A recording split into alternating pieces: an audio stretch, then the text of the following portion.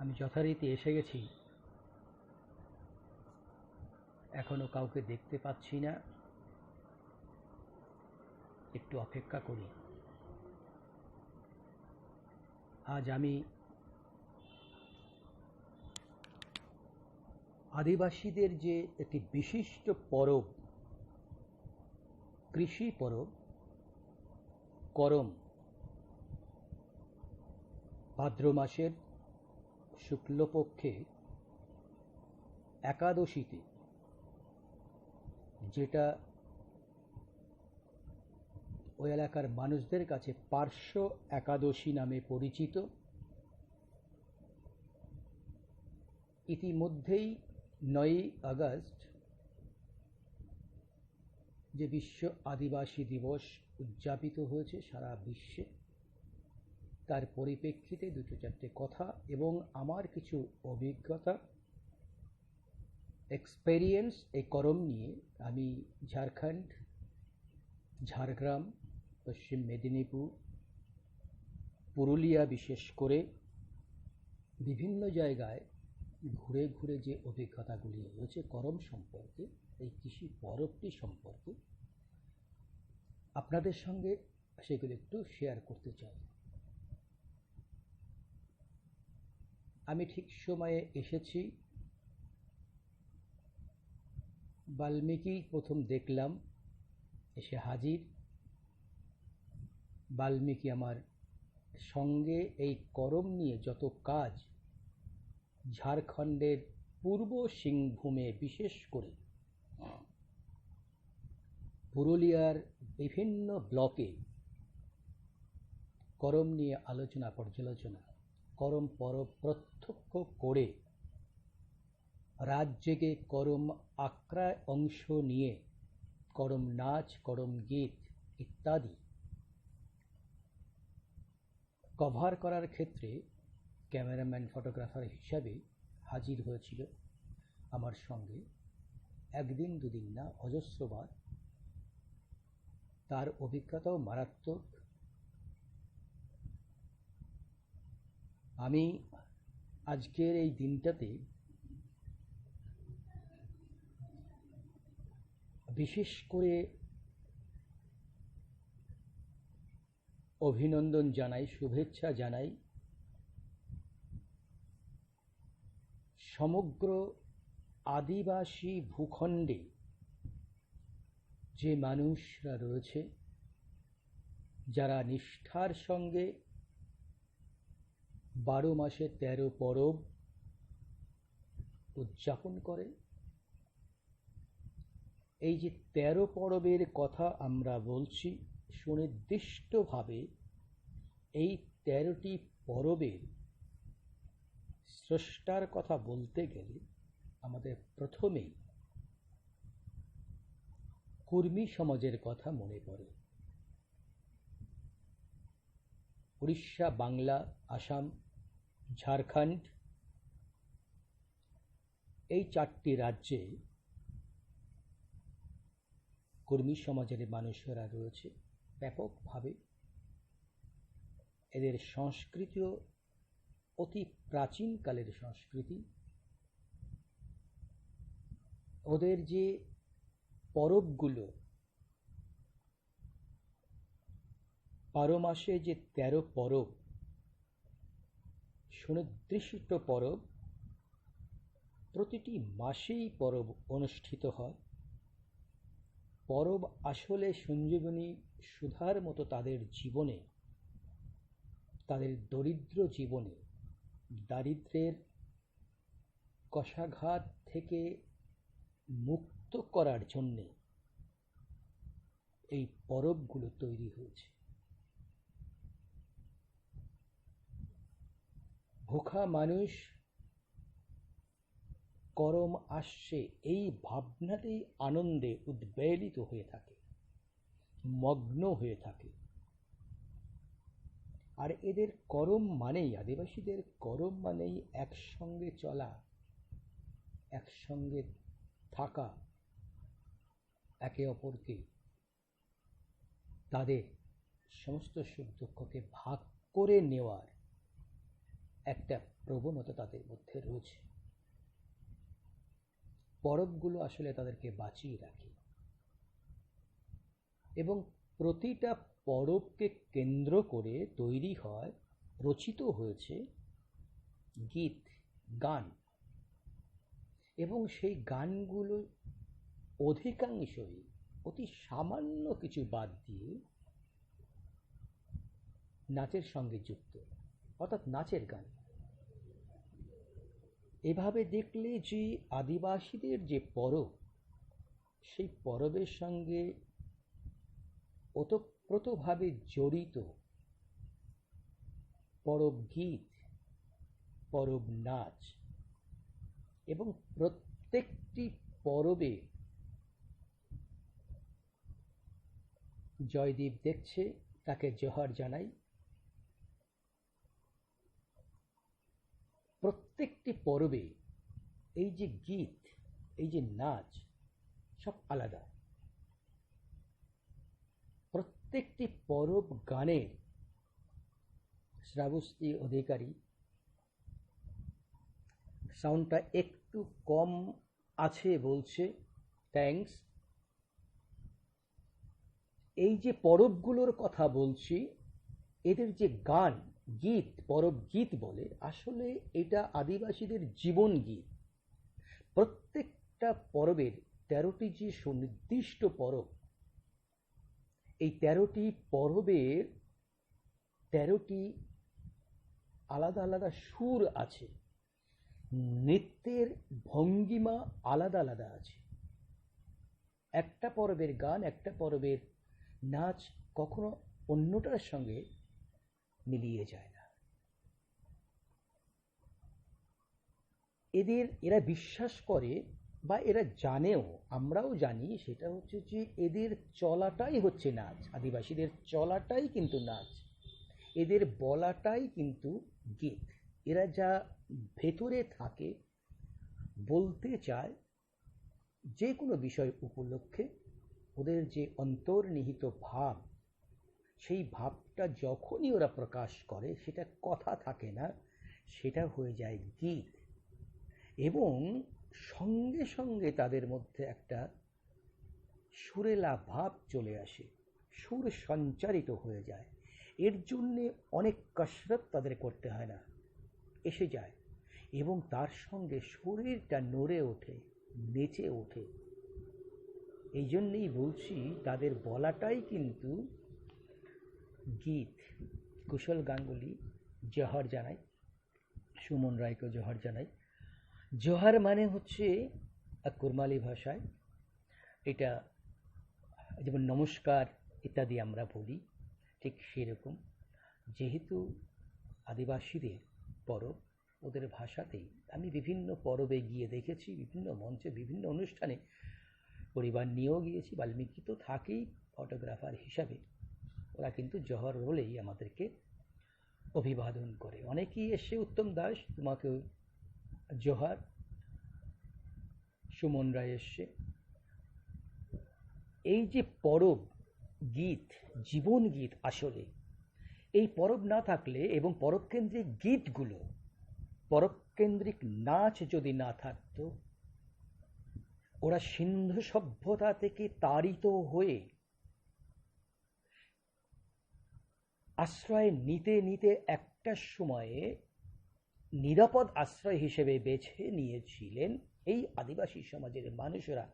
ভারতবর্ষের যারা আদি মানুষ, আদি পুরুষ, অ্যাটাকথ্যান্স, অরিজিনাল ইনহেবিটেন্ট যারা আর কি, যারা আজকে মার্জিনালাইজড, আজকে ডাউন ট্রোডেন পিপল হিসাবে, ডাউন ট্রোডেন পপুলেশন হিসাবে আমাদের ভাবনার মধ্যে, চেতনার মধ্যে চিহ্নিত হয়ে আছে, তারা কিন্তু আসলে অতি উন্নত মানের সভ্যতার স্রষ্টা।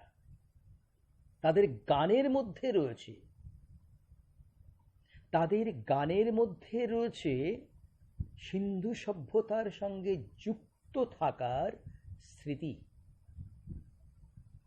করম পরবের কথা বলার জন্যে আমার যে অভিজ্ঞতা, আমি 4-5 বছর ধরে আমি যে ঘুরে বেরিয়েছি আদিবাসী এলাকাগুলোতে, বিভিন্ন রাজ্যে, বিভিন্ন রাজ্যের ব্লকে ব্লকে, জেলায় জেলায়, তা করতে গিয়ে আমার যে অভিজ্ঞতা সেগুলো একটু শেয়ার করা।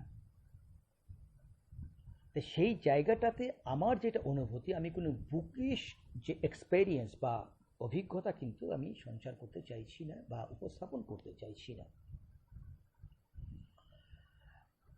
আমি এই যে কৃষি সভ্যতার কথাটা বলছি, এই কৃষি সভ্যতাটা কিন্তু সিন্ধু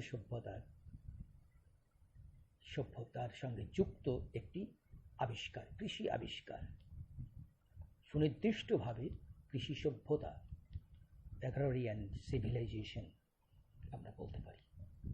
এই সভ্যতার বা এই আবিষ্কারের যে কথা, এটা কিন্তু করম গীতের মধ্যে, জাওয়া গীতের মধ্যে রয়েছে।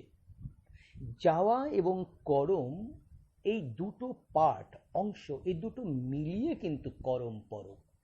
করম পরবের ঠিক আগে, করম পরবের ঠিক আগে প্রাক্কালে 5 দিন, 7 দিন, 9 দিন এরকম বিজোড় সংখ্যা ধরে জাওয়া পরবটা উদযাপিত হয়। জাওয়া এবং করম এটা ক্লোজলি অ্যাসোসিয়েটেড, এই দুটো পরব, দুটো মিলিয়ে একটা অখণ্ড পরব, আমি যেটা বুঝেছি বা দেখে দেখে বিভিন্ন জায়গায়। তাই এই যে জাওয়া পরব, করম পরব, এই পরবটি সম্পূর্ণই আদিবাসী পরব, ট্রাইবাল ফেস্টিভ্যাল। এর সঙ্গে জড়িয়ে আছে কৃষি পরব কথা, কৃষি সভ্যতার কথা, কৃষি আবিষ্কারের স্মৃতি বহনকারী পরব এটা। সাধারণত লোকসঙ্গীত, এই করম গীত বা জাওয়া গীত, এই লোকসঙ্গীতের সাধারণত কোনো স্মৃতি সেরকম আমি দেখিনি। ইতিহাসের চেতনা বা ইতিহাস বোধ লোকগীতির মধ্যে এত ব্যাপক পরিমাণে আছে, বিশেষ করে এই করমের মধ্যে আমি দেখেছি, জাওয়ার মধ্যে আছে।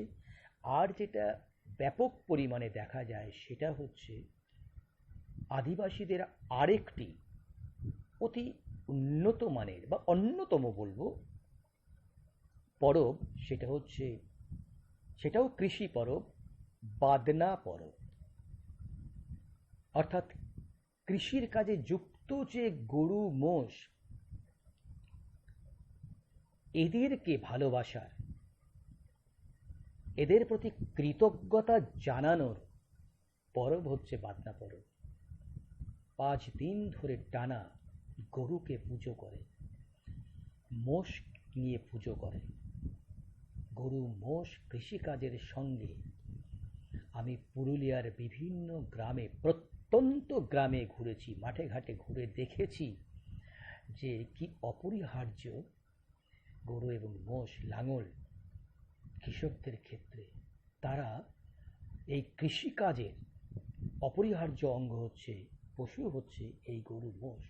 তাদের সহযোগিতা ছাড়া কৃষকেরা কৃষিকাজে যুক্ত হতে পারে না। তারা যে খেতে পারে তার মূল কারণটাই হচ্ছে গরু এবং মোষ। তাদের প্রতি কৃতজ্ঞ কৃষকেরা। অভিরূপ ফোন করছে। কাজেই এদের প্রতি কৃতজ্ঞতা জানাতে এই বাদনা পরবটা করে। আর এই যে কৃষি সভ্যতাটা যে শুরু হলো, তার সঙ্গে কিন্তু আজকের যে সমাজ বিজ্ঞানীরা, আজকের যে নৃতত্ত্ববিদরা, তারা কিন্তু স্বীকার করতে শুরু করেছেন যে এই কৃষি সভ্যতার আবিষ্কারের সূচনায় মহিলাদের ভূমিকাটা ছিল মারাত্মক। আমি ঝাড়খণ্ডের কারকা গ্রামে, সরাইকেলা যে জেলা, সেই জেলার যে কারকা গ্রাম, সেখানে গতবার 2019-এ গিয়েছিলাম এই করম পরব। একটা ভূমিজ অধ্যুষিত গ্রাম, আদিবাসী গ্রাম, সেখানে করম পরব কভার করতে গিয়েছিলাম। তা ওই ঝাড়খণ্ডের ওই গ্রামটাতে গিয়ে দেখলাম যে ওরা যে যাওয়া পরবটা করমের আগে করছে, সেখানে কিন্তু গোটাটাই মেয়েরা যুক্ত এর সঙ্গে। মেয়েরা কিন্তু, অর্থাৎ মেয়েদের বলতে বিশেষ করে না, এর সঙ্গে যুক্ত হচ্ছে কুমারী মেয়ে যাওয়া পরবের সঙ্গে। এবং এই যাওয়া পরবের, এই উৎসবের যে সঙ্গে যুক্ত যে দেবী, ওদের ভাষায় বুড়ি, এই বুড়িটি হচ্ছে, দেবীটি হচ্ছে তেলসি হরি। তেলসি হরি, এই তেলসি হরি দেবী এই যাওয়া পরবের সঙ্গে যুক্ত।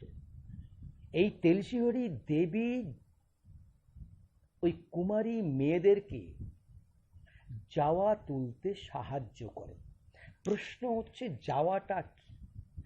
যাওয়া কুরমালি একটা শব্দ, কুরমালি ভাষার একটা শব্দ, যে ভাষাটিকে 3 বছর আগে মমতা সরকার রাজ্য ভাষা হিসেবে স্বীকৃতি দিয়েছে। অতি উন্নত মানের একটি ভাষা, যে ভাষার সঙ্গে চর্যাপদের যোগ রয়েছে, যে ভাষার সঙ্গে এরা দাবি করে, কুরমালি ভাষী মানুষেরা, যে সিন্ধু সভ্যতার লিপি যেগুলো উদ্ধার করা সম্ভব হয়নি, কুরমালি ভাষার দক্ষ মানুষরাও হয়তো সে ভাষার লিপিগুলোর পাঠোদ্ধার করতে পারে।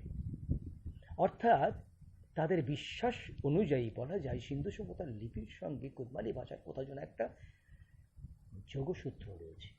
চর্যাপদের সঙ্গে তো রয়েছে, তাদের ভাষায় লেখা, কুরমালি ভাষায় লেখা যে চাচর গীত, যেটা চর্যাপদের আগে চাচর গীত, তারপরে চর্যাপদ, এক অদ্ভুত ভাষা যেখানে তাদের যে সম্পদকে চেপে রাখা হয়েছে বা এগুলোকে এক্সপ্লোর করার কোনো রকম প্রবণতা সরকারি বেসরকারি তরফ থেকে খুব বেশি মাপের কোনো পদক্ষেপ না নেওয়ার কারণে সাধারণ মানুষ চর্যাপদকে যেভাবে জেনেছে, এই সিলেবাসের মধ্যে ঢুকে যাওয়ার কারণে, আলাপ আলোচনা করার কারণে কিন্তু চাচর গীতটা সেই অর্থে এলো না। চাচর গীত মানে কবিতা, এরও সাংকেতিক অর্থ রয়েছে, চিহ্ন রয়েছে চর্যাপদের মতন।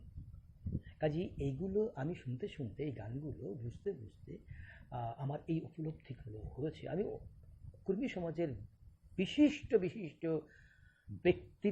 ব্যক্তিত্বের সঙ্গে আমি কথা বলেছি, তাদের কাছ থেকে আমার এই অনুভবটা হয়েছে। আমি এই যে যাওয়া গীতের কথা বললাম, যাওয়া পরবের কথাটা বললাম, এই যাওয়া পরবেই কিন্তু কৃষি আবিষ্কারের সূচনা। যাওয়া মানেটা বলতে গিয়ে এতগুলো কথা বললাম, যে যাওয়া মানে কিন্তু নবজাতক, যাওয়া মানে শিশু। একটা শিশু যখন জন্মালো, বেবি, তাকে যেভাবে মা, একজন মনুষ্য মা যত্ন করে লালন পালন করে, সেবা শুশ্রূষা করে, তাকে বড় করে তোলে, ঠিক তেমনি করে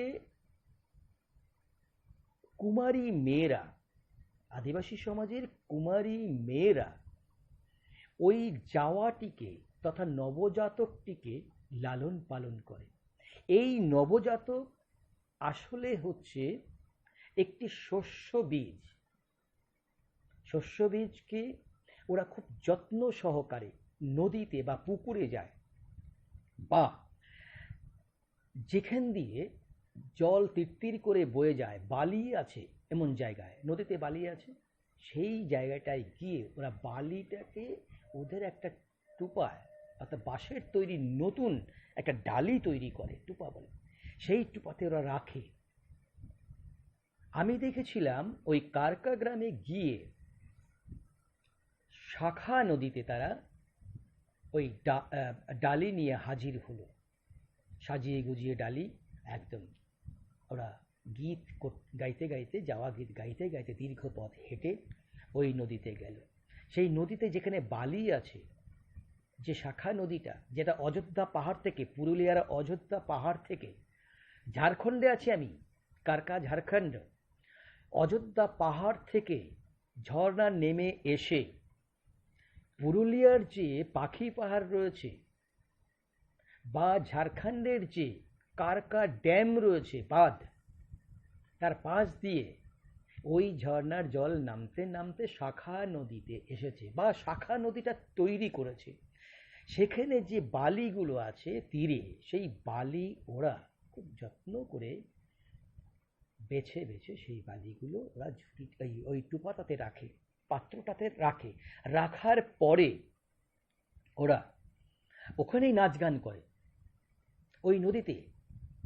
ওই নদীতে ওরা ওই যে জাওয়া ডালি, জাওয়াটা রাখছে সেটাকে জাওয়া ডালি বলে। এবং যারা এই কুমারী মেয়েরা এই যে নৃত্য পরিবেশন করছে, জাওয়া নৃত্য পরিবেশন করছে, তাকে ওই মেয়েদেরকে বলে করম সখী। করম সখী বা কুরমালি ভাষায় সুনির্দিষ্টভাবে বললে কর্মৌতি। কর্মৌতি কাজেই এই করমের সঙ্গে যুক্ত যারা কুমারী মেয়ে তাদেরকে বলে কর্মৌতি। আর যারা বিবাহিতা তাদেরকে বলে, বিশেষ করে মা হয়েছেন যারা, এই মা যারা, তাদেরকে বলে পর্বতী। যারা এই যাওয়া তোলে তাদেরকে মেয়েদের বলে কর্মতী, আর যারা মা হয়ে গেছে বিবাহিতা তাদেরকে বলে পর্বতী। মেয়েরা কর্ম করে, কি কর্ম করে কুমারী মেয়েরা? তারা ওই বালিটাতে, বালি বোঝাই যে টুপা, বালি বোঝাই যে ডালিটা, পাশের তৈরি ডালি, নতুন ডালি, সেই ডালিতে 5-7 রকমের শস্য বীজ রাখে। তাতে হলুদ, কাঁচা হলুদ দেয়, যাতে কোনো, এটা কীটনাশক হিসাবে কাজ করে।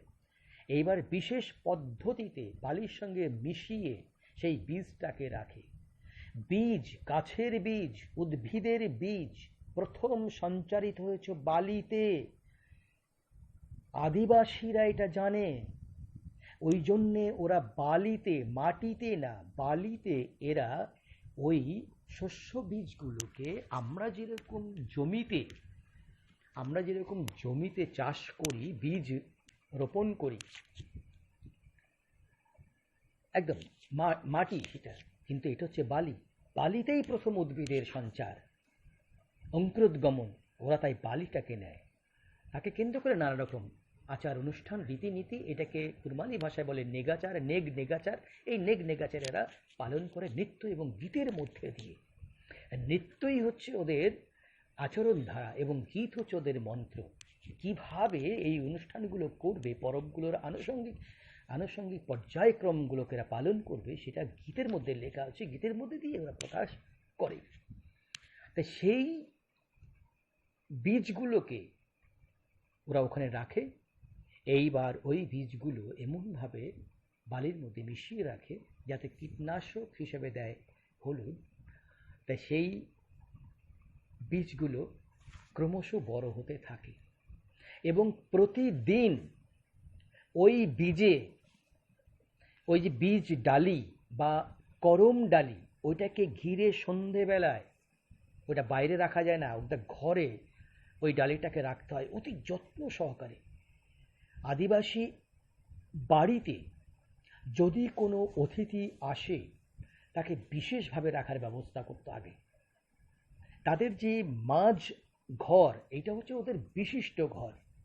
ওই বিশিষ্ট ঘরে, অন্যতম ঘরে ওই করম ডালিকে অতি যত্ন সহকারে রাখা হয়, কোনোভাবে যেন কেউ পা না দিতে পারে, কোনোভাবে যেন অসম্মানিত না হয় যাওয়া দেবী, করম দেবতা।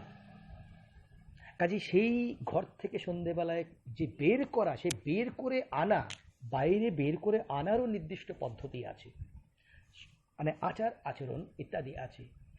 বাইরে আনলো সন্ধেবেলায়, তাকে ঘিরে ওই এলাকার কুমারী মেয়েরা, সঙ্গে থাকে মায়েরা, বিবাহিত মহিলারাও থাকে, পর্বতী তাদেরকে বলে। আর কর্মতী হচ্ছে যারা কুমারী, তারা একসঙ্গে মিলে যাওয়া গীত গাইতে গাইতে নৃত্য পরিবেশন করে। ওই যাওয়া যে ডালিটা, তার ঠিক চারিদিকে নেচে নেচে গান গায়। এই যে গান গায়, ওরা যেটা বলছে এটাও খুব বিজ্ঞান ভিত্তিক। আদিবাসীদের কাছে আমি শুনেছি, ওদের পণ্ডিতদের কাছে, যে যে কোনো একটা গাছ তার চারিপাশে যদি সুমিষ্ট সুরেলা সঙ্গীত পরিবেশন করা হয় নিয়মিত, সেই গাছটা খুব দ্রুত বৃদ্ধি পাবে। ওরা এই জ্ঞানটাকেই ওই যাওয়া তোলার ক্ষেত্রে, নবজাতককে ক্রমশ বাড়িয়ে তোলার ক্ষেত্রে দ্রুত গতিতে ওরা ওই নাচটা করে। খুব ছন্দবদ্ধ নাচ, এবং সেই নাচের মধ্যে কিন্তু খুব জোরালো কোনো রাগরাগিনীর ব্যাপার থাকবে না। সেখানে থাকবে একদম মৃদু লয়ে, শান্ত লয়ে গীত বা গান, যাতে একটা ছন্দময়, একদম মসৃণ, মৃদু একটা স্পন্দন, কম্পন তৈরি হয়। এই যে মিউজিক্যাল কম্পন, এই যে মিউজিক্যালিটি অফ সং, এইটাই কিন্তু ওই বীজ যেটা রোপণ করলো ওই বালিতে, সেটা খুব দ্রুত অঙ্কুরিত হতে সাহায্য করে। এবং ওই যে 3 দিন ধরে বা 5 দিন ধরে বা 9 দিন ধরে, করম পরবের আগে, করম পুজোর যেদিন দিন তার ঠিক বিজোর এই সংখ্যায় করে। আমি 9 দিন ধরে করে এরকমও অনুষ্ঠান করতে দেখেছি পুরুলিয়াতে। কাজেই এই যে লোয়াকুই যে গ্রাম, সেই একটা অনুন্নত গ্রাম, একদম আদিবাসী গ্রাম, 30টা পরিবার নিয়ে, সেখানে ওরা কিন্তু এইভাবে করেছে। এবং তারা প্রতিদিন তারা এই ওই যাওয়া যাওয়া কি, অর্থাৎ বীজ যে অঙ্কুরোদ্গম হচ্ছে, জার্মিনেশন অফ সিডস, সেইটা পালন করে। এবং ওই অল্প দিনের মধ্যে সত্যি ওই গান শুনে শুনে, ওই নৃত্যের তাল স্পন্দন, শৃঙ্খলিত ছন্দিত যে স্পন্দন শুনতে শুনতে ওই বীজগুলো, যেমন ভুট্টা বীজ, কুর্তি, কালা ডাল, এই যে বিভিন্ন বীজগুলো, এইগুলো কিন্তু খুব দ্রুত বেড়ে ওঠে। ওই গান শুনে শুনে বেড়ে ওঠে ওই বীজগুলো খুব দ্রুত। কাজেই এই যে বীজকে অঙ্কুরিত করার এই যে প্রক্রিয়াটা, এটা কিন্তু কোনো মায়েরা করে না, বিবাহিতা মহিলারা করে না, এইটা করে কুমারীরা। আমি দেখেছি 2-3-তে পরে বড়জোর তাকেও শাড়ি পরিয়ে দিয়েছে, সেও যাওয়া তুলছে, সে যাওয়ার গীত গাইছে, সে যাওয়া নাচ নাচছে। অর্থাৎ কিভাবে উদ্ভিদ তৈরি করতে হয়, কি করে বীজকে অঙ্কুরিত করতে হয়, জার্মিনেশন অফ সিডস, সেই প্রক্রিয়াটার সঙ্গে যুক্ত হচ্ছে শৈশব থেকেই এই আদিবাসী শিশুরা। কাজেই এরা যখন মা হচ্ছে বিবাহের পরে, সেই মা কি করে একটা সন্তানকে লালন করবে, এই লালন করার শিক্ষা, নৈতিক শিক্ষা, তারা কিন্তু এই যাওয়া নবজাতক তাকে যে লালন করছে, পালন করছে ওই পরবে, সেই নৈতিক শিক্ষাটা ওই শৈশব থেকে নিয়ে নিচ্ছে যখন সে মা হচ্ছে। এই যে যাওয়া, এর সঙ্গে যুক্ত হচ্ছে যে দেবীর, আগে বললাম সেটা হচ্ছে তেলসি হরি। তেলসি হরি দেবী, এই দেবী আসলে ওই কুমারী মেয়েদেরকে কিভাবে উদ্ভিদের পরিচর্যা করতে হয়, বড় করে তুলতে হয়, বীজ থেকে কি করে অঙ্কুর বের করার প্রক্রিয়া, কৃষি বৈজ্ঞানিক যে প্রক্রিয়া, সেইটা ওই দেবী শেখায়। এর সঙ্গে জড়িয়ে আছে করম, মানে এই যাওয়া পরবটা যখন শেষ হয়, তারপরেই যখন ভাদ্র মাসের পার্শ্ব একাদশী, যেটাকে বলে ভাদ্র শুক্ল একাদশী, ওদের ভাষায় পার্শ্ব একাদশী, এই একাদশীতে হয় করম পরব, ওদের অন্যতম পরব, উন্মাদনার শেষ থাকে না এমন একটা পরব। তাই এই বছর আমি ঝাড়খণ্ডের কাছ থেকেও খবর পেয়েছি, বিভিন্ন জায়গা থেকে, আমি পুরুলিয়ার বিভিন্ন জায়গা থেকে খবর পেয়েছি, মেদিনীপুরের, পশ্চিম মেদিনীপুর না, সেটা এখন ঝাড়খণ্ড, ঝাড়গ্রাম হয়ে গেছে জেলা হিসাবে। সেখানে আমাদের স্কুলের যে শিক্ষক, মনোজ কুমার সিং মহাশয়, বাংলার শিক্ষক, তার যে গ্রামে এই যে যাওয়া যাওয়া তোলার পরে যে করম করম ডালটা যে কেটে আনছে, করম ডালটাই হচ্ছে ওদের দেবতা, করম গাছ দেবতা, তার ডালটাকে কেটে আনা, ২৫০০ বেশি মহিলা সুসজ্জিত হয়ে পবিত্র পোশাক পরে স্নান করে ওই ডাল জঙ্গল থেকে কেটে আনছে র্যালি করে। এই করোনা মহামারীর মধ্যেও ঝাড়গ্রামের কথা বলছি, আর তলবর্ণা যে গ্রাম, সেই তলবর্ণা গ্রামের কথা বলছি। উন্মাদনাটা এরকম, করোনা ওদেরকে ঠেকাতে পারছে না, এরকম একটা জায়গা। তাই এই পুরুলিয়াতেও কিন্তু আমি এই মাঠা অঞ্চলে যেটা অনুভব করেছি, যেখানে আমি ৪ বছর ধরে ছিলাম বিভিন্নভাবে, তো সেখানে এইবার একটি পরামানিক পরিবার কিভাবে করেছে সেটা সম্পর্কে অনুধাবন করার চেষ্টা করেছি। একদম প্রথম থেকে শেষ পর্যন্ত যে প্রক্রিয়া, সেই প্রক্রিয়াটাও খুব অদ্ভুত একদম। এই যে যাওয়া পরবের কথাটা আবার একটু বলি, যে যাওয়া পরবটাতে বীজটা অঙ্কুরিত হলো, এটাকে গাছে রূপান্তরিত করার যে জ্ঞান, এই জ্ঞানটা সঞ্চার করে শিব। আজকে যাদেরকে আমরা বলি শিব পার্বতী, আসলে কুরমালি ভাষার মানুষদের কাছে এই শিব হচ্ছে বুড়া বাপ, বুড়া বাপ। সাঁওতালদের কাছে, সাঁওতালি যে মানুষ, তাদের কাছে এই বুড়া বাপের নাম হচ্ছে সাঁওতালি ভাষায় মারাং বুড়ু। আজকে তাদেরকে আমরা বলছি শিব। আর এই যে শিবের যে স্ত্রী পার্বতী বলছি, কুরমালি ভাষায় পার্বতী আসলে মহামাই, মহানা মহামাই। কাজেই বুড়া বাপ এবং মহামাই এরাই আদি, সৃষ্টির আদিতে।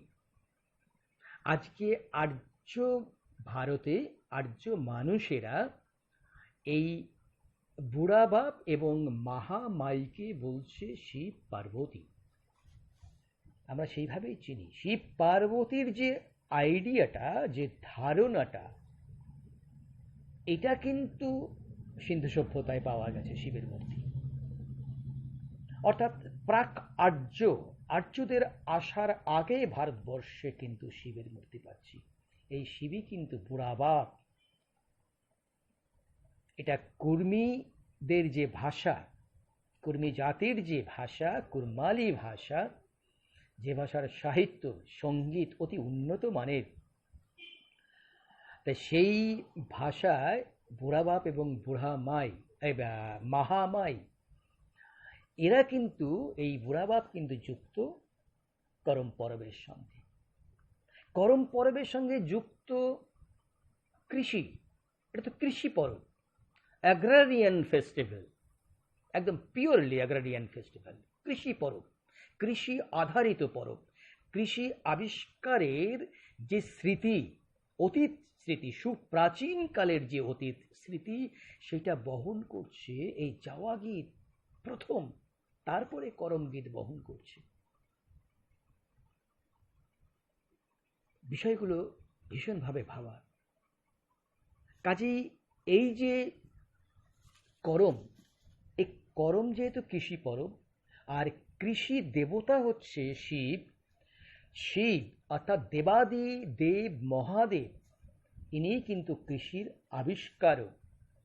এই কৃষি আবিষ্কারক বুড়া বাপ, যাকে আমরা মারাঙ্গুরু বলছি সাঁওতালদের ভাষায়, বা আজকের আমাদের কাছে চেনা শব্দ শিব, সমস্ত দেবতাদের অন্যতম, যার জন্য তাকে বলা হয় দেবাদি দেব, দেবতাদের দেবতা তিনি শিব, বুড়া বাপ, Marangburu, is the god of all gods. সেই দেবাদিদেব শিব আসলে কিন্তু মহাদেব, আসলে কিন্তু কৃষি দেবতা। কাজেই করমের সঙ্গে তিনিও যুক্ত, তিনিও কিন্তু করম দেবতা। এই যে করম দেবতা বললাম শিবকে, তার জন্যে যে গীত, তার জন্য যে নাচ, এই নাচটা কিন্তু ডার নাচ, পাতাশালিয়া নাচ, এগুলো ঝুমুর সম্পর্কে আলোচনা করলে তখন এই ব্যাপারগুলো ভালো করে বোঝা যায়। আর এই যে যাওয়া পরব আগে কুমারী মেয়েরা করলো, এই কুমারী মেয়েদেরকে বলে কর্মবতী।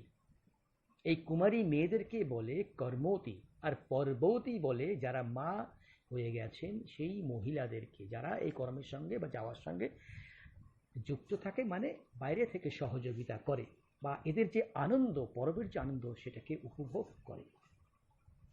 কাজেই এই যে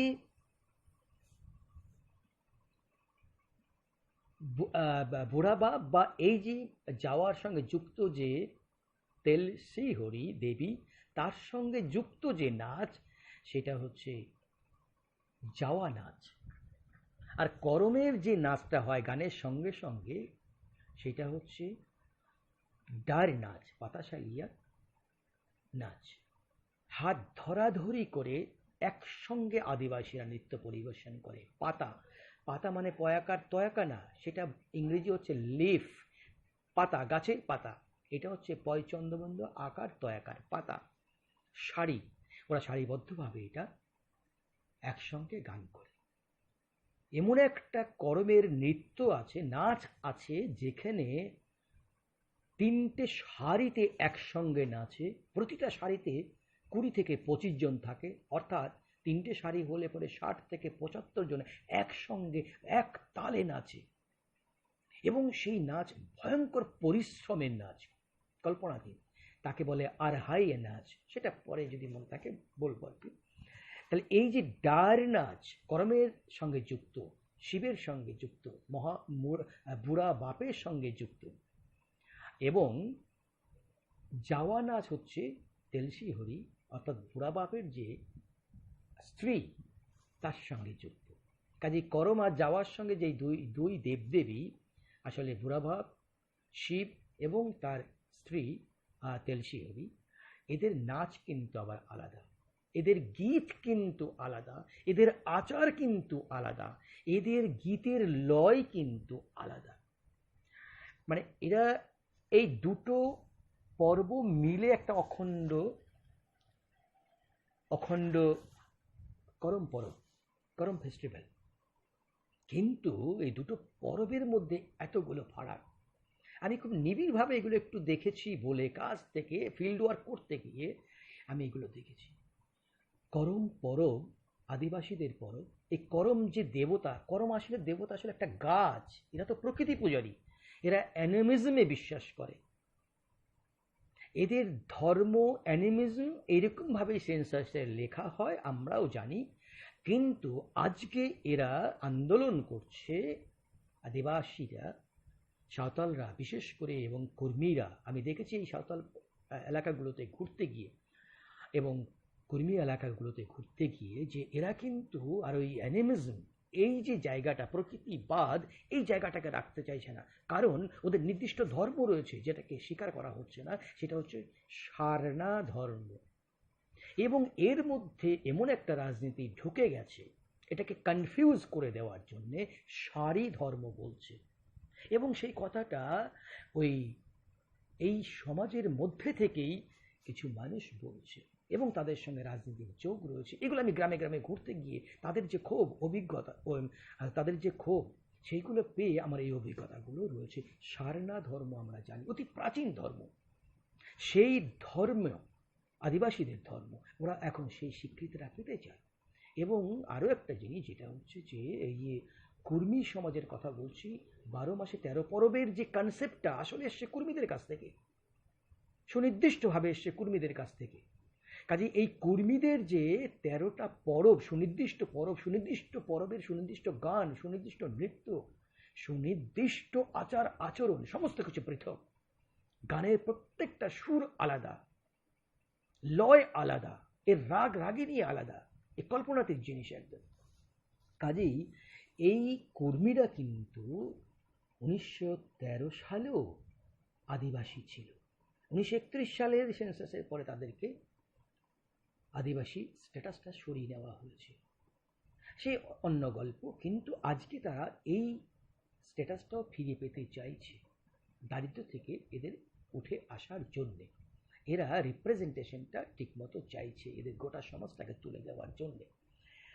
এই করমের সঙ্গে কিন্তু এই বিষয়টা এই বছরটা বিশেষ করে এই এই মহামারীর কালে 2020-তে আমি লক্ষ্য করেছি এই যে আদিবাসী স্ট্যাটাসটা এরা চাইছে তার সঙ্গে করমের সঙ্গে এরা জুড়ে দিয়েছে। এদের অনেক দাবি দেওয়া আদায়ের ক্ষেত্রে, আন্দোলন করার ক্ষেত্রে এই আদিবাসী সমাজের মানুষরা পরবের সঙ্গে তাদের আন্দোলনের যে প্রত্যয়টা, ভাবনাটা, গতিটা যুক্ত করে দেয়। যেমনি করে এই কর্মী সমাজ যখন আদিবাসী স্ট্যাটাসটা চাইছে, এরা তো আদিতে আদিবাসী ছিলেন, তারা আদিবাসী ছিলেন, খুব সাম্প্রতিককালেও ছিলেন। বিশেষ উদ্দেশ্য নিয়ে তাদেরকে সরিয়ে দেওয়া হয়েছে। ওরা এটা চাইছে, এটা করমের সঙ্গে, এই করম পরবের সঙ্গে এই বছর ওরা যোগ করেছে।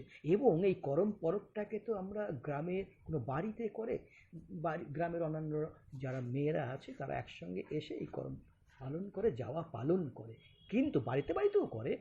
কিন্তু এইবার প্রথম আমি এই পুরুলিয়ার ক্ষেত্রে আমি লক্ষ্য করলাম যে এই কর্মী সমাজের মানুষেরা ডহরে করম উদযাপন করছে। ডহর মানে কুরমালি ভাষায় রাস্তা, ডহর মানে কুরমালি ভাষায় রাস্তা, রাস্তাতে ওরা করম পরব উদযাপন করছে। ওই করম ডাল এনে করম দেবতাকে স্থাপন করে ওরা পুজো করছে। এবং সেখানে তাদের দাবি থাকছে ওই পুজোর পরে নৃত্য গীত সমস্ত কিছু হচ্ছে, কিন্তু তারপরেই ওদের দাবি থাকছে যে দাবি নিয়ে ওরা লড়াইটা করছে সেই স্ট্যাটাসটা ফিরে পাওয়ার জন্য, রিপ্রেজেন্টেশন ফিরে পাওয়ার জন্য, ডিউ রিপ্রেজেন্টেশন, কনস্টিটিউশনাল যে রাইট তারা এনজয় করতে চায় সেটা পাওয়ার জন্য এই স্ট্যাটাসটা চায়। সেটা তারা এটাকে তারা সংলিপ্ত করছে এই করম পরবের সঙ্গে। এরা টুসু পরবের সঙ্গেও স্বাধীনতার আমলে এই তাদের আন্দোলনকে জুড়ে দিয়েছে। এই যে জায়গাটা করম, এই করমের যে গীত বিভিন্ন সুরে এগুলো দেখা যায়। আর এই গীতের সঙ্গে যে পাশাপাশি যে নাচ, যেটা যাওয়া পরব যখন শেষ হয়ে গেল, যাওয়া তোলাটা শেষ হয়ে গেল, সেই যাওয়াটা অর্থাৎ বীজ থেকে অঙ্কুরিত হলো, ডালিতে একদম সবুজ বিভিন্ন ধরনের বীজ গজিয়ে উঠেছে, সেইটা ওই ডালিটাকে এইবার ওরা একটা ওদের যে তুলসী থান, ওদের যে পবিত্র স্থান, পুজোর স্থান, সেখানে ওরা রাখে। রেখে এইবার ওরা ওদের দেবতা তো করম, করম আসলে তো একটা গাছ, জঙ্গলের গাছ, আদিবাসী এলাকার যে জঙ্গলগুলোতে এগুলো পাওয়া যায়। তো সেই গাছটাকে, করম গাছটাকে ওরা দেবতা জ্ঞান করে। এবং সেই গাছটাকে ওরা গোটাটা কেটে আনে না, এই কেটে আনারও নির্দিষ্ট নিয়ম রয়েছে। যখন তখন কাটা যাবে না, সকালবেলা কেটে নিয়ে এলাম তা করলে চলবে না। আগের দিন ওই করম গাছের কাছে গিয়ে ওই করম গাছকে, ওই করম দেবতাকে ওরা বলে করম গোসাই, করম ঠাকুর, ওরা বলে করম রাজা। এই করম রাজাকে, করম গোসাইকে, করম দেবতাকে, করম ঠাকুরকে ওরা নেমন্তন্ন করতে যায় যে ঠাকুর তুমি আমার বাড়িতে এসো, তুমি আমার গ্রামে এসো, আমরা তোমার আরাধনা করতে চাই, তোমার পুজো করতে চাই। এইটা যে করবে না তারা কিন্তু করম পুজো করতে পারবে না, এটা আগের দিন করে। তারা বিশেষ রীতিনীতি মেনে ওই করম গাছের তলায় পরিষ্কার করে গোবর দিয়ে লেপে গঙ্গা জল টল দিয়ে তারপরে ওরা ধূপ ধুনো ইত্যাদি দিয়ে ওরা পুজো করে করম গাছটাকে। করম গাছটাকে পুজো করার পরে তারপরে করম দেবতাকে ওরা আমন্ত্রণ জানায়। এই আমন্ত্রণ জানানোর ফলে তার পরের দিন আবার নির্দিষ্ট ক্ষণে সময়ে ওরা ওই করম ডাল কাটতে যায়। করম ডাল কেটে যখন কাটতে যায় তখনও কিন্তু করম গীত গাইতে গাইতে যায়। যখন তারা ফিরে আসে তখনও কিন্তু র্যালি করে ফিরে আসে করম গীত গাইতে গাইতে। করম ডাল, সে ডালও আবার যে কোনো ডাল হলে চলবে না, একদম দুটো ডাল বেরিয়ে গেছে এরকম একটা ডালের সঙ্গে যুক্ত সেই ডাল ওরা নিয়ে আসে দুটো। তারপরে সেটা ওদের তুলসী থানে ওদের স্থাপন করে। ওই যে যাওয়া, যেটা বীজ অঙ্কুরিত হয়েছে, অঙ্কুরিত বীজের যে ডালি, করম ডালি, যাওয়া ডালি, সেইটা এবার ওই করম যে ডাল রোপণ করলো তার পাদতলে রাখে, করম দেবতার পাদতলে রাখে। এইবার ওদের শুরু হয় পুজো। কাজেই এদের যে পুজো, এই পুজোর কোনো উপাসনালয় নেই, এদের কোনো মন্দির নেই, করমের কোনো মন্দির নেই, এদের কোনো পুরোহিত লাগে না। আদিবাসীদের ক্ষেত্রে বিশেষ করে, আদিবাসীরাই তো এর স্রষ্টা, এদের কোনো পুরোহিত লাগে না, এদের পুরোহিত নিজস্ব, কোনো ব্রাহ্মণ পুরোহিত লাগে না, এদের কোনো বিশেষ কোনো মন্ত্র নেই, ওই গীতই ওদের মন্ত্র। কাজেই এরা যে ধারায় করে, এতটাই প্রভাব ছিল এই করম পরবের, আদিবাসীদের যে করম পরব, আদিবাসী ভূমে, আদিবাসী পৃথিবীতে, আদিবাসী বিশ্বে যে করম পরব এতটা ব্যাপ্ত পরিসরে, ব্যাপ্ত গাম্ভীর্যে এটা উদযাপিত হতো যে ওই এলাকার অন্যান্য যে প্রান্তিক সমাজের মানুষ, তারাও কিন্তু এর সঙ্গে যুক্ত হয়ে গেছে। শুধু তাই না, হিন্দুদের মধ্যেও যারা, তারাও কিন্তু এর সঙ্গে যুক্ত হয়ে গেছে। অর্থাৎ এটা একটা সার্বজনীন মাত্রা পেয়ে গেছে। সমস্ত জনগোষ্ঠীর মানুষ, শুধু আদিবাসীরা না, আদিবাসীদের এই পরবটা শুধু আদিবাসীরা না, সমস্ত জনগণ ওই এলাকায় যারা বাস করে তারা প্রত্যেকেই এই পরবের সঙ্গে যুক্ত হয়ে গেছে। করম পরব, এই করম পরব কিন্তু আবার প্রায় বিভিন্নভাবে উদযাপন করে। যেমন ধরুন ওরাং বলে, এই ওরা কিন্তু নবমীতে করে। আবার যে বুড়ি, এই বুড়ি করমটা করে দশমীতে, সাঁওতালরা বিশেষ করে এটা করে। নদিয়াতে আমার বাড়ি, নদিয়ার কৃষ্ণনগরটাকে যদি সেন্টার ধরি, ওখানে ওরাংদের প্রচুর আদিবাসী আছে। তার চতুর্দিকে যত গ্রাম, একদম চাকদাহ পর্যন্ত যেখানে যে গ্রামগুলোতে ওরাংরা আছে, প্রত্যেকেই নবমীতে একসঙ্গে এই পরবটা পালন করে। এরা কিন্তু পার্শ্ব একাদশীতে করে না, কুর্মীরা করে, কুর্মীরাই আসলে এর স্রষ্টা। কাজে এরা কিন্তু পার্শ্ব একাদশীতে করে। এই যে করমটা যখন হয়ে গেল, পরবটা কৃষি পরব, এই পরব যখন শেষ হয়ে গেল, তার পরের দিন হচ্ছে পারনা, পার যোগ না, মুক্তি পাওয়া, মুক্তি পেল। কাজে পারনা মানে বিসর্জন, ইমার্শন। এইটা কি করে, আমি মাঠা অঞ্চলে দেখেছি, পুরুলিয়ার লোয়াকই গ্রাম থেকে এবং মাঠা গ্রাম থেকে, বিভিন্ন গ্রাম থেকে যারা এই জিনিসগুলো করেছে, করম পরবটা করেছে, তারা ওই করম ডালিটা এবং করম ডালটা, গাছ থেকে কেটে যে ডাল, যেটা করম দেবতা, ওইটাকে নিয়ে আসে করম ডালি মাথায় করে, আর করম গাছ ওরা একদম বুকে ধরে তারা গান গাইতে গাইতে ওই মাঠা অঞ্চলের ঈদ পুজো যেখানে হয়, যেটাকে বলে ঈদ থানে ওরা রাখে। তারপরে ওখানে বিসর্জনের গান গায়, পারনা গীত তারা গায়, যাহো যাহো করম রাজা, যাহো যাহো করম রাজা,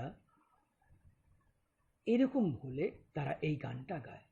যাহো যাহো মানে হচ্ছে যাও যাও করম রাজা, যাহো যাহো করম রাজা, করম রাজা তুমি যাও, তুমি আবার 6 মাস পরে তোমাকে ঘুরিয়ে আনবো।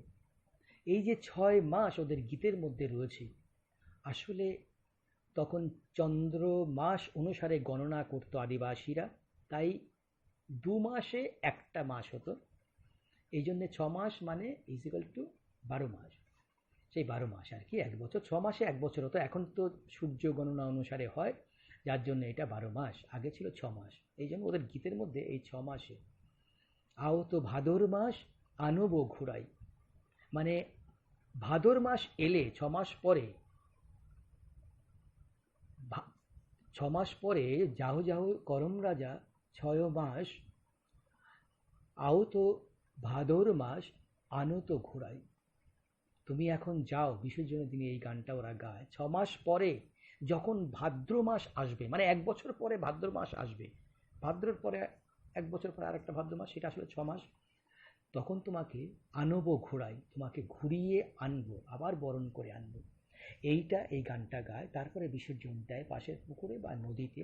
সেও এক এলাহি কাণ্ড বিসর্জনটা।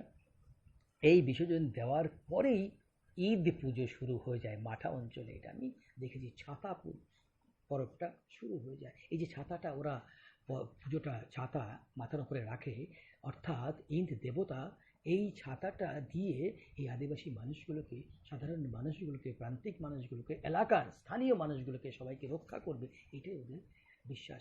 এবং এই যে ঈদ পুজো যখনই শেষ হয়ে গেল, তারপর থেকেই ওদের শুরু হলো বাদনা পরব। এই বাদনা পরবের আগমনী গান, বাদনা পরবের গান হচ্ছে অহিরা। অহিরা খুব উন্নত মানের গান। অহিরার মধ্যে, এটা হচ্ছে স্মৃতির গান। এই অহিরার মধ্যে সিন্ধু সভ্যতার যে যোগ, স্মৃতির যোগ, ইতিহাসের যোগ, এগুলো না পড়লে বোঝা যাবে না। এই অহিরা গানের মধ্যে রয়েছে একদম ট্র্যাডিশনাল যে গানগুলো, এই সময় যারা লিখছে সেইগুলো বলছে না, ট্র্যাডিশনাল যে গানগুলো, অসাধারণ গান, কবিতা এক একটা সব। সেই গানের মধ্যে যে কথাগুলো রয়েছে, সেই কথাগুলোর যোগসূত্র রয়েছে সিন্ধু সভ্যতার সঙ্গে। অর্থাৎ এই যে আদিবাসীদের যে পরব, বিশেষ করে করম যাওয়া এবং বাদনা পরব, আমি লক্ষ্য করেছি এদের একদম সেই যে সিন্ধু সভ্যতা, হরপ্পা সভ্যতা, মহেঞ্জোদড়ো সভ্যতার সঙ্গে এদের লিঙ্কটা রয়েছে, যোগসূত্র রয়েছে। পরবের যে গীত, এই গীতের যে অর্থবহতা, গীতের যে যে লিঙ্ক শব্দগত, তার মাধ্যমে ভাষাতাত্ত্বিক বিশ্লেষণ করতে গেলে সেটা পাওয়া যাচ্ছে। কাজেই তার ওই ঈদ পরব যেদিন শেষ হলো, যেদিন বিসর্জন করমের ঠিক শেষ হয়ে গেল, তারপর থেকেই শুরু হলো বাদনা পরব, যেটা কালী পুজোর দিন শুরু হয়।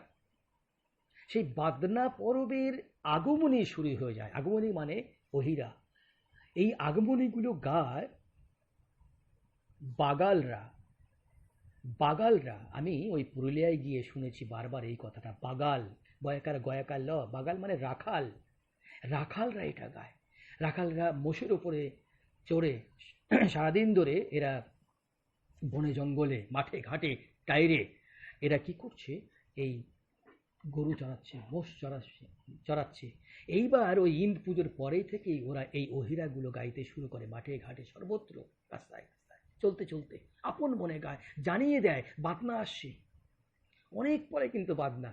কাজে আগমনী গান আমরা যেটা দুর্গাপুজোতে পাই, এটা 7 দিন আগে মহালয়াতে যেটা শুরু হয়, কিন্তু বাদনা পরবের আগমনী সেটা কিন্তু দুর্গাপুজোর পরে কালী পুজোতে হয়। সেটা কিন্তু ওই ভাদ্র মাসের দ্বাদশীতে শুরু হয়ে যায়। কল্পনাতীত ব্যাপার। এই 2 মাস ধরে চলল অহিরা গান, জানান দিল এলাকাকে, গোটা আদিবাসী বিশ্ব জেনে গেল বাদনা পরব আসছে, তোমরা তৈরি হও, মনে মনে মানসিকভাবে তৈরি হও তোমরা। ওরা তৈরিও হতে থাকে। এই যে তৈরি হওয়াটা, পরবের সামনে আসছে, এই তৈরি হওয়াটাই ওদেরকে বাঁচিয়ে রাখে। পরবে ওরা উন্মাদ হয়ে ওঠে, ওরা মগ্ন হয়ে ওঠে, ওরা ভাইচারা যেটাকে বলে, মানে ব্রাদারহুড, নিজেদের মধ্যে এমনভাবে সঞ্চারিত করে, যেটা ওদের পরবর্তী একটা মাসে আসার আগে যে পরবটা হয়, সেই পরবের আসার আগে ওরা জীবনী শক্তিটাকে, ভাইভাসিটি যেটাকে বলে, এইটা ওরা ওখান থেকে সঞ্চার করে নেয়, বাঁচার রসদটা পেয়ে নেয়। পরব বা পরব গীত, পরব নাচ ওদের বাঁচিয়ে রাখে, মূলত বাঁচিয়ে রেখেছে হাজার দারিদ্র্যের মধ্যেও।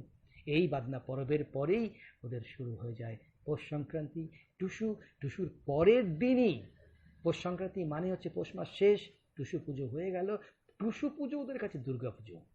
বাইরে ওদের সমাজের মানুষ যারা বাইরে থাকবে, গোটা পুরুলিয়াতেও দেখেছি, অন্য সমাজের মানুষেরাও, বাঙালিরা, হিন্দুরা, তারাও কিন্তু চলে আসে ওই টানে, টুসুর টানে। এতটা উন্মাদনা, দুর্গাপূজার চাইতে বেশি উন্মাদনা ওরা অনুভব করে।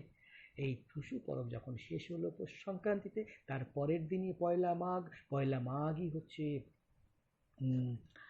মাঘই হচ্ছে আখাইন যাত্রা। আখা যোগ ইন, কুরমালি ভাষা শব্দ, আখা যোগ ইন। আখা যোগ ইন মানে আখাইন। এই আখা মানে হচ্ছে উনুন। মাটিতে আমি আমার গ্রামেও দেখেছি, বীরপুরে আমার গ্রাম নদিয়ায়, সেখানেও দেখেছি ছোটবেলায় ওই মাটি দিয়ে তৈরি করতো আখা, উনুন। সেখানে যে রান্না করে সেই রান্না কিন্তু একদম চমৎকার রান্না হয়, খুব সুস্বাদু হয়। তো সেই আখা, আখা মানে তো অগ্নিকুণ্ড, আগুন, অগ্নিকুণ্ড। এই অগ্নিকুণ্ড হচ্ছে, এই আখা অগ্নিকুণ্ড হচ্ছে সূর্য, সেও তো অগ্নিকুণ্ড, সূর্যের প্রতীক। এরা তো সূর্যের উপাসক। কাজেই ওই আখাইন যে যাত্রা বলছি, আখাইন পরব, আসলে আখাইন যাত্রা, এই আখাইন যাত্রা এদের হচ্ছে বর্ষ শুরু। পয়লা মাঘ হচ্ছে এদের কৃষি বর্ষ শুরু। পয়লা বৈশাখ কিন্তু এদের বর্ষ শুরু না, আদিবাসীদের, কর্মীদের। কাজে এই আখাইন যে যাত্রা, যাত্রা শব্দটা একটু বুঝলে পরে আপনাদের সুবিধা হবে। যা যাত্রা কিন্তু অন্তর্জন না, বর্গীর জ, জয়াকার ত হসন্ত, রয়াকা, জাত যোগ রা, কুরমালি শব্দ একটা, জাত যোগ রা। জাত মানে যাওয়া, যদিও উন্তজ দিচ্ছি না কিন্তু বর্গীর জ।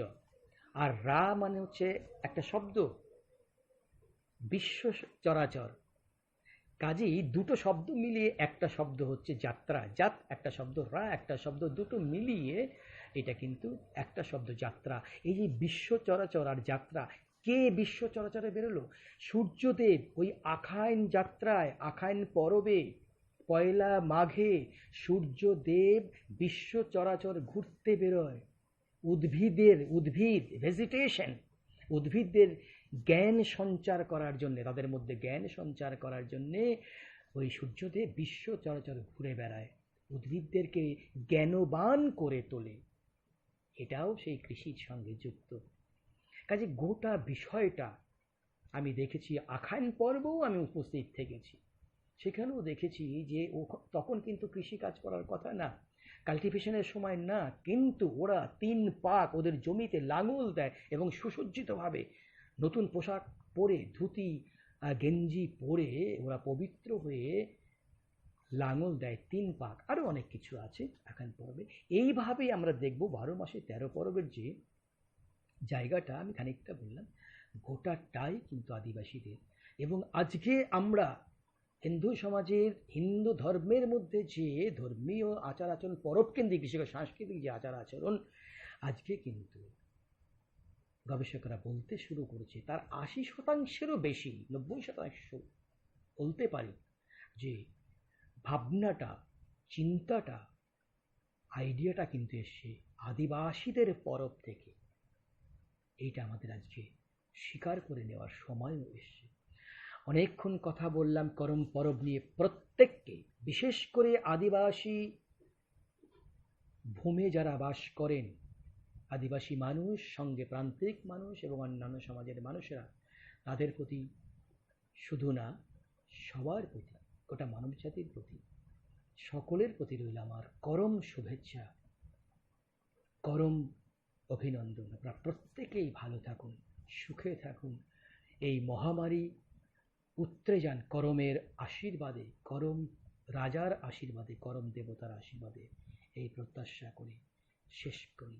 জয় করম, জয় গরাম, জয় আদিবাসী ভূমি, আদিবাসী দেবদেবী। নমস্কার।